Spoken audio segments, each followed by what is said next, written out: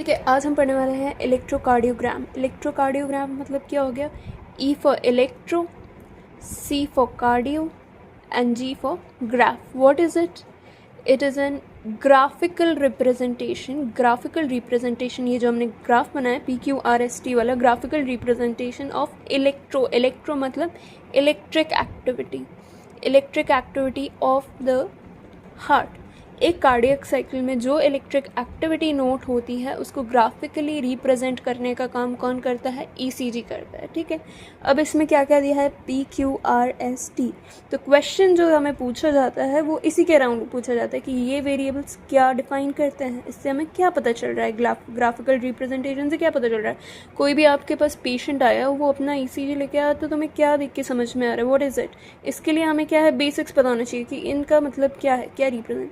ठीक है, तो स्टार्ट करते हैं P वेव। सबसे पहले हमें पता होना चाहिए ये किसको क्या बोलते हैं। This is called P wave, इसको बोलते हैं QRS, है ना। देखो ये अल्फ़ाबेटिकल ऑर्डर में है तो याद करना इजी है कि PQRST, है ना। तो P वेव हो गया, फिर QRS कॉम्प्लेक्स होता है, देन T वेव।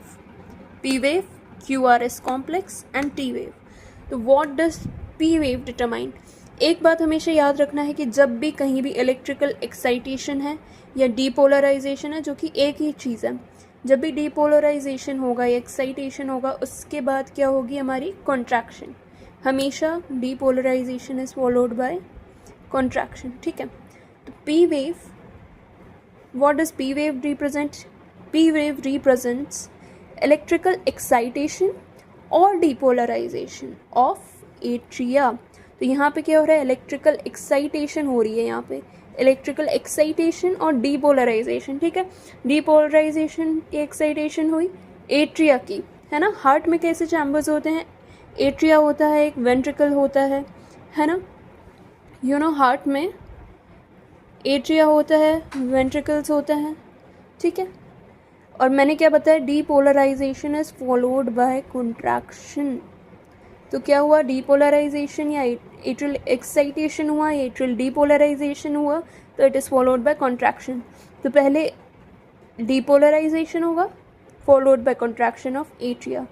ठीक है, उसके बाद ये हमारा P हो गया। उसके बाद हम कहाँ आए? QRS complex. अब ये ध्यान से देखो, ध्यान से ये देखो कि QRS कॉम्प्लेक्स क्या शेप बना रहा है। ठीक है, अगर हम देखें ऐसे तो क्या ये इन्वर्टेड वी जैसा नहीं लग रहा? मतलब कौन सा शेप बना रहा है? V, है ना। तो QRS कॉम्प्लेक्स, QRS कॉम्प्लेक्स क्या दिखा रहा है? Again depolarization. ठीक है, यहाँ depolarization is followed by contraction. The depolarization बस किसका? वेंट्रिकल्स का। अभी मैंने क्या समझाया था कि QRS कॉम्प्लेक्स हमें क्या बताता है? QRS कॉम्प्लेक्स इन्वर्टेड V जैसा है, मतलब किसका डीपोलराइजेशन बताएगा? वेंट्रिकल्स का, है ना। अब जब डीपोलराइजेशन हो रहा है तो डीपोलराइजेशन इज फॉलोड बाय क्या? कॉन्ट्रैक्शन। तो डीपोलराइजेशन ऑफ वेंट्रिकल, मतलब उसके बाद क्या हुआ? कॉन्ट्रैक्शन हुआ वेंट्रिकल का। इसका मतलब ये है कि नर्व एक्टिविटी इलेक्ट्रिकल एक्टिविटी हुई, उस जो डीपोलराइजेशन हुआ उससे क्या हुआ? कॉन्ट्रैक्शन हुआ। तो पहले क्या हुआ? एट्रिया को कॉन्ट्रैक्शन हुआ, फिर हमारा एट्रिया को कॉन्ट्रैक्शन हुआ डीपोलराइजेशन के बाद, वो P वेव ने रिप्रेजेंट किया। फिर वेंट्रिकल्स को कंट्रैक्शन हुआ डीपोलराइजेशन के बाद, तो QRS कॉम्प्लेक्स ने रिप्रेजेंट किया। उसके बाद हमारा बचता है T, है ना। T wave, what does T wave represents? Now T wave represents repolarisation.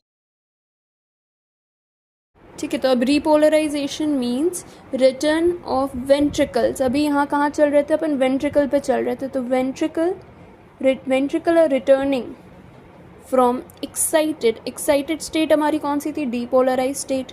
Depolarisation already हो गया, एट्रिया का भी हो गया, वेंट्रिकल का भी हो गया, दो ही हमारी चीज़ें होती हैं। जब दोनों का डीपोलराइजेशन हो गया, कॉन्ट्रैक्शन हो गया, तो अब क्या होगा? रिलैक्सेशन, मतलब एक्साइटेशन से, एक्साइटेड वाली स्टेट से अब क्या आएगा? नॉर्मल स्टेट में आएंगे। अभी क्या हुआ? कॉन्ट्रैक्शन हुआ, ब्लड आगे फ्लो किया कॉन्ट्रैक्ट करके, अब क्या होगा? वापस रीफिल होगा। रीफिल करने के लिए क्या होगा? पहले एक्साइटेड से नॉर्मल स्टेज में आएंगे। तो जो नॉर्मल में आएगा उसको क्या है? रीपोलराइजेशन, मतलब it is absolutely opposite of depolarization. और रीपोलराइजेशन से क्या होता है? End of systole. ठीक है। एक कार्डिक साइकिल में हमें पता है कि डायस्टोल होता है, सिस्टोल होता है। जो कॉन्ट्रैक्शन वाला हमारा फेज होता है वो हमारा क्या है, सिस्टोल। अब ये है, ये पूरा एक क्या बता रहा है, यहाँ हमारा टी वेव पे आके सिस्टोल हमारा कंप्लीट हो गया, समझ आ गया। N number of QRS complex in a given time period क्या देता है हमें, हार्ट बीट देता है। ठीक है, अगर हम 1 मिनट में देख रहे हैं, वो 1 मिनट में कितने QRS कॉम्प्लेक्स बने हैं वो हमें क्या बताते हैं, कि इंडिविजुअल की हार्ट बीट। क्लियर हो गया, इतना ही है अपना कॉन्सेप्ट। और अगर आपको ये बेसिक्स क्लियर हो गए तो फिर वो इसी में ट्विस्ट कर देते हैं, डीपोलराइजेशन का रीपोलराइजेशन कर देंगे, एट्रिया का वेंट्रिकल कर देंगे, इसी को ट्विस्ट करके you will be asked questions on this. अब इसको एक बार अपने NCERT से रिवाइज करके इसको we will be ready to go for the exams, right?